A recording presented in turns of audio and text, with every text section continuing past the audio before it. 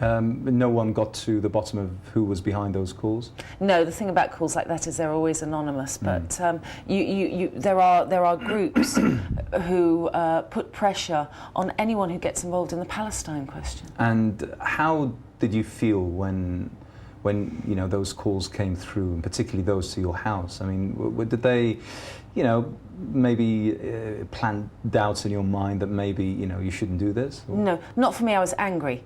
I mean, I think that's absolutely disgraceful. I'm, you know, a human rights believer in human rights, and I'm a journalist, and I believe in free speech. And you try to stop people speaking out or seeing the truth, and I will campaign against that. Was I scared for my family? Yes. I was deeply, deeply disturbed, but my husband was absolutely fantastic. He's very keen to see justice for Palestine as well. And he said, you must go. This proves you're on the right track. You must go and we'll be fine.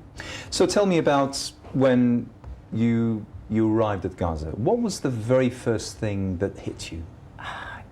It was a moment nobody on those boats will ever forget. One of our crew climbed up the mast and said, "Land ahoy!" And then up from a mist rose the buildings and Gaza. And then we thought, well, maybe nobody knows we're coming. And you know, we allowed ourselves the chance of being disappointed that maybe there were just two people on the port. And then boats started coming, overcrowded, overladen, hundreds of people waving flags, singing Arabic songs. Then the children arrived, young boys swimming in the sea. Hello, welcome, thank you, how lovely to see you. And then we just saw tens and tens of thousands of people waving, cheering, overjoyed. I mean, it was a genuinely happy day in Gaza. How often does that come about? And upon setting foot in Gaza, having a look around, obviously by then Gaza had been under siege for more than a year. I mean, you're no stranger to Palestine, but we'll come to that later on. What were the conditions like? Were they something akin to what you expected? This is why I wanted to stay for 3 days, because if you spend 2 days in Gaza, you can go to Gaza City and you can see normal life trying to chug along. You can see shops that seem to have boxes of mobile phones in, but the boxes are empty. You only know that if you've been there a couple of days. You can see shops selling batteries and normal things, but actually they've only got 2 in stock. And so the first couple of days you think, wow, this is a busy place. You see how crowded it is, but you don't really feel under siege. So I think the normality of the place struck me, and the friendliness in the first 3 days. And then when the boats went back, and I realised, okay, well, you're really here now, and you start to look deeper. And I started to visit and spend time at the refugee camps. So, for example, we spent quite a lot of time in Beit Hanun. Yes. And then you start to see the dreadful struggles and the poverty. And one of my main concerns was the atmosphere in the hospitals and the difficulties the Ministry of Health are struggling under. Because when I was there, and this was only 2 weeks ago, the whole hospital system is now operating with many items under zero stock. And this means that, for example, you only have enough syringes for the end of this week.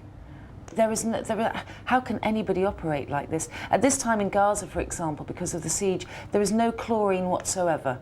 Chlorine is used to disinfect, it's used to clean wards. They don't have any in Gaza because of the siege. And so that conflict between the images and the news we hear on the outside world that, well, humanitarian aid gets in and Israel is allowing essential supplies in, and then getting there and seeing that babies, newborn babies, are having to, the doctors having to reuse tubes and not having the proper cleaning facilities between newborn babies, which is leading to septicemia.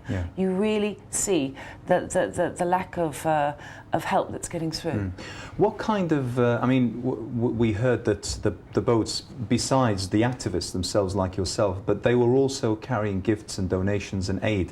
What kind of aid were you carrying? Well, I mean, really the aid itself was symbolic. We got asked to bring in... I mean, one can imagine on old boats you can't really carry that much, can you? No, they were tiny boats, but we did take in things like like 400 hearing aids because there's a high level of deafness amongst children in Gaza for a variety of reasons. So we took those for one particular charity. And then there were some other small amounts of medical supplies that doctors had specifically asked for at one hospital that the wonderful Dr. Bill from America took over. But really what we took over were our voices, was the chance to show the outside world that there is a route into Gaza, and if you want to help these people, then use this route, use the sea.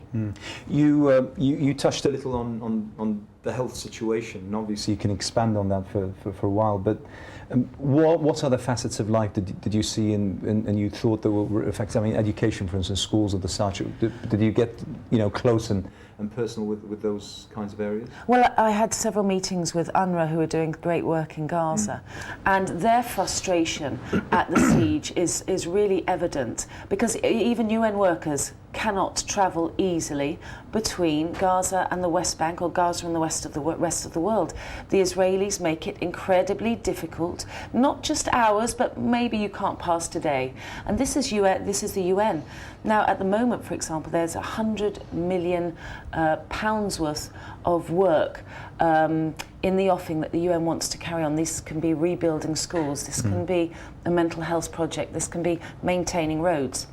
Since the siege, they cannot carry on this work. £100 million worth of projects just stalling.